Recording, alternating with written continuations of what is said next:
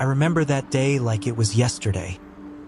After I had just finished taking down a group of brazen bank robbers, I climbed to the top of a skyscraper to catch a few moments of solitude, a brief escape from the chaos of my daily life. The city sprawled beneath me, its lights winking like distant stars, but my thoughts were anything but calm. I couldn't shake off the problems that had been gnawing at me lately, the tension with Mary Jane and the looming crisis with Aunt May's landlord. Even though Aunt May never let on too much, I knew that our little sanctuary might soon be threatened. Just as I was lost in these worries, my phone rang. Iron Man, Tony Stark himself, was on the line. I took a deep breath before answering, expecting another impossible task. Tony's voice, as energetic as ever, filled the receiver, lightening my mood for a moment with a brief joke about my location. But then he got serious, assuring me that the landlord issue was already sorted out.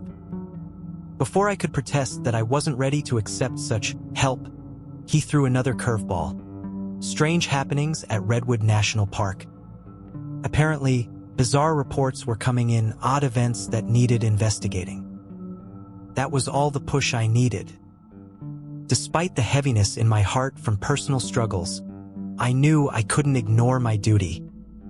I left a quick note for Aunt May, claiming I'd be crashing at a friend's place for the weekend, and slipped into my room as quietly as possible so as not to wake her. With my gear packed and the weight of my responsibilities bearing down on me, I headed out, my mind set on the mission at hand. The drive to Redwood National Park was a blur of anxious thoughts and distant memories of home. When I finally arrived, the forest greeted me with an eerie stillness. Towering redwoods, ancient and solemn, formed a natural cathedral under a sky that seemed unnaturally heavy. I began my investigation at the edge of a clearing where the reports had originated. Almost immediately, something was off. Scattered across the forest floor were the remnants of animals, strange, grotesque dismemberments that sent shivers down my spine. There was a macabre artistry to the way their bodies had been savaged, as if some unseen force had methodically taken apart life itself. I knelt down to examine the tracks nearby, hoping for clues. The prints were deep and erratic, as though the perpetrator was both deliberate and frenzied. Every instinct in me was on high alert. Then it happened, the familiar, unmistakable buzz of my spider sense. It was different this time, a sharp, piercing alarm that warned me of immediate danger. I barely had time to register the sensation before a figure lunged from the shadows between the trees. In that split second, my training and reflexes kicked in. I twisted away, narrowly dodging a swift, slicing blow from what I soon recognized as something far beyond any ordinary foe. Before my eyes, the creature revealed itself, a hulking, alien warrior with advanced technology and a predatory grace that made my blood run cold. It was the Predator. Its lean, muscular frame moved with deadly precision, and its face was hidden behind a fearsome mask that seemed to shift with the play of light and shadow. I could see the glint of its sharp blades as they caught the dappled sunlight filtering through the forest canopy. The battle erupted in an instant. I sprang into action, leaping and twisting between the ancient trees, my agility the only thing keeping me one step ahead. Every time the predator swung its bladed arms, my spider sense screamed a warning, guiding me away from lethal strikes by mere inches. I fired webs in rapid succession, trying desperately to ensnare this formidable opponent, but his armor and uncanny reflexes allowed him to dodge most of my attempts. The predator was relentless. I landed a couple of solid punches as we traded blows, feeling a surge of satisfaction each time I connected, but my relief was short-lived. With a savage hiss, the creature countered with a brutal slash that tore through my suit and skin alike, the pain radiating like wildfire. I could taste the iron tang of blood as I gritted my teeth and forced myself to keep fighting. Every maneuver was a calculated risk. I vaulted over low-hanging branches, swung from thick trunks, and even slid across the forest floor, trying to use every advantage the terrain offered. Yet, the predator seemed to anticipate my moves, its eyes, hidden behind its intimidating mask, tracking me with inhuman precision. It wasn't just a mindless brute. This was a seasoned hunter, every bit as cunning as it was strong. During one desperate moment, as I swung between two ancient redwoods, the predator lunged again. My spider sense flared with blinding intensity, and I managed to twist mid-air, barely avoiding a plasma-infused swipe from its wrist-mounted blade. The strike grazed my side instead, a burning cut that seared through my nerves. I hit the ground hard, pain radiating with every heartbeat, but I forced myself back up. I couldn't let him win, not when so much was at stake.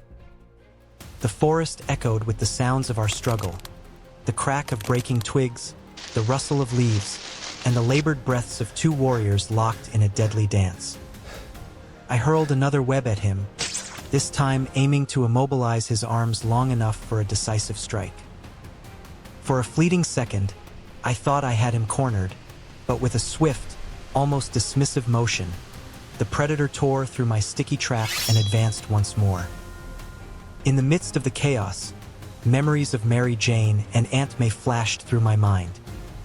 The unresolved tension with MJ, the nagging worry about our home, these personal burdens fueled my determination.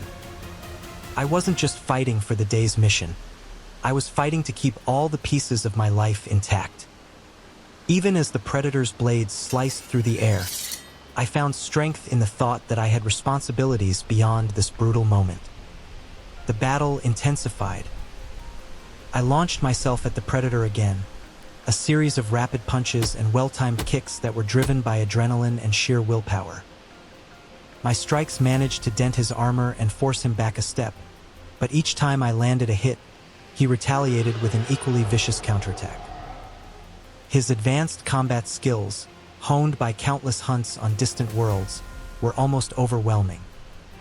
A particularly vicious swing caught me off guard, slashing a deep gash along my arm. I winced as I felt the blood pour out, but I couldn't afford to falter now. The fight seemed to stretch on forever, a relentless, brutal contest of agility against raw power. The predator's advanced technology and alien strength clashed with every ounce of my human determination and spider-enhanced reflexes. My web shooters sputtered streams of silk in every direction, some strands catching on his armor, others dissipating in the wind. I ducked, rolled, and darted between shadows, my every move a desperate bid for survival. In a final, desperate gambit, I aimed to use the environment to my advantage. I led the predator into a narrow, overgrown passage between two massive trees. There, amidst the gnarled roots and falling leaves, I managed to trap him momentarily with a well-aimed web net. The pause was brief. His instincts kicked in, and he burst free with a roar of fury that reverberated through the forest. Our eyes met in that heartbeat. His cold, calculating gaze against my determined, albeit pained, expression. Then came the endgame. Summoning every last bit of strength, I launched a furious barrage of punches and acrobatic strikes that finally broke through the predator's defense. With one decisive blow, a combination of a web-laced punch and a perfectly timed kick, I sent him staggering backward. The predator's momentum faltered, and for a moment, it seemed like I might have the upper hand. But the victory was bittersweet. As the creature collapsed into the shadows, defeated for now, I felt the full weight of my injuries. My suit was torn in several places, and deep gashes marred my skin. I staggered, breath coming in ragged gasps, as the pain became almost unbearable. I sank to my knees on the cold, damp forest floor, the echo of the battle slowly fading into a heavy silence. Lying there, with the towering redwoods standing silent witness to the carnage, I couldn't help but reflect on the paradox of my life. Even as I had saved the day by stopping one of the deadliest predators known to man, or alien, for that matter, I was left broken and bleeding. Every cut, every bruise was a reminder that being a hero came at a cost. I closed my eyes for a moment, the forest's murmur blending with the rapid thump of my heartbeat, and wondered if, amid all these personal and physical battles, I would ever truly find respite.